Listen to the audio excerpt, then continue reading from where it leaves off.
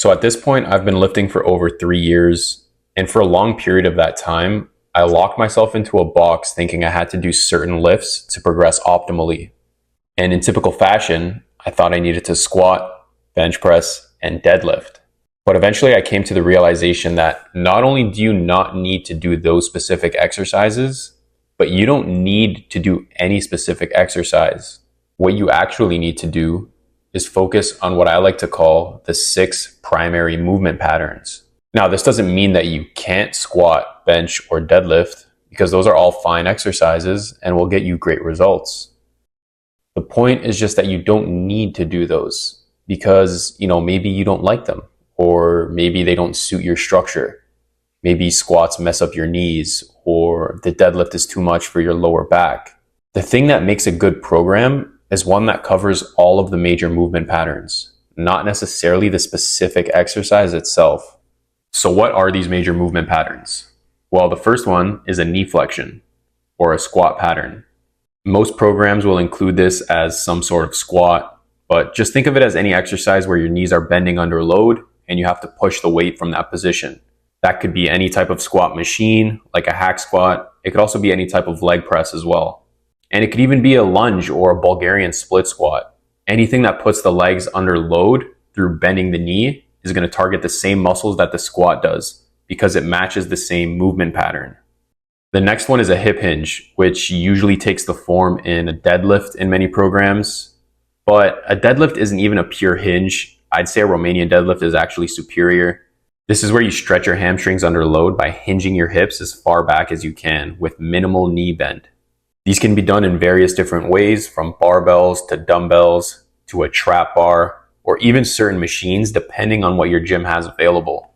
The next pattern is the horizontal press. So think of the bench press.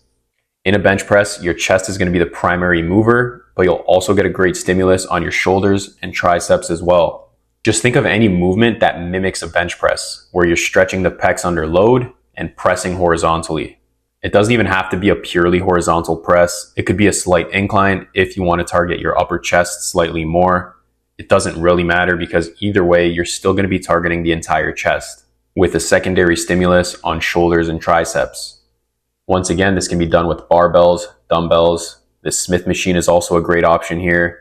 Any selectorized or plate-loaded machine, and even some calisthenic movements like dips or push-ups with a deficit are great here. You honestly have so many different options here, and you don't have to do any specific one. Remember, they all target the same muscle group because they all mimic the same horizontal movement pattern. The next pattern is going to be the inverse of the horizontal push.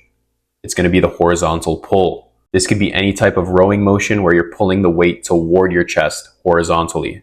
It could be a barbell row, a T-bar row, a chest-supported machine row, chest-supported dumbbell row, a cable row. Once again, the options are almost infinite, and you don't have to do any specific one. Now, this movement is going to primarily target your mid-traps, but it will still effectively stimulate the lats, rhomboids, and rear delts, all as secondary movers. Next is the vertical push. This is any motion where you're pressing something up above your head. This is primarily going to target your shoulders and triceps, with a very minimal stimulus on the chest, depending on if you incline slightly or how vertical you are. Once again, this movement pattern can be done in various different ways. It can be seated or standing with a combination of both free weights and machines. You could do a standing or seated barbell press. You could do a seated dumbbell press, or you could even use the Smith machine as well, which is my personal favorite option. And most gyms will have some form of a machine shoulder press, whether it's selectorized or plate loaded. Once again, you have plenty of options to choose from. There's no requirement to do one specific one. Now, lastly but not least is the vertical pull.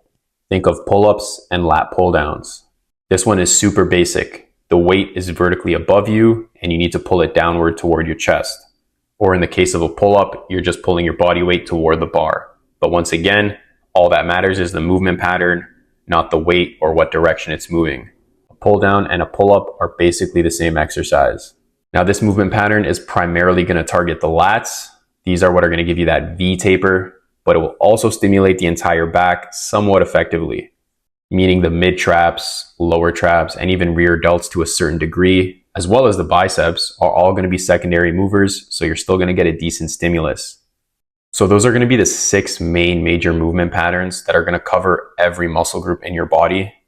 Now, of course, you can add some additional isolation movements, which I do always recommend for maximizing the stimulus on those secondary movers. Things like arm isolation, rear and side delt isolation, and especially core and neck training. Potentially calves, but I don't think most people care about them that much.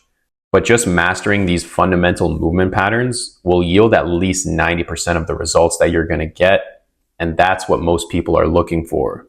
So make sure when you're picking a program, you're picking one that includes all of these movement patterns so that you maximize your body development and you're not missing any major muscle group. With that said, I appreciate you guys listening this far, and I'll see you in the next video.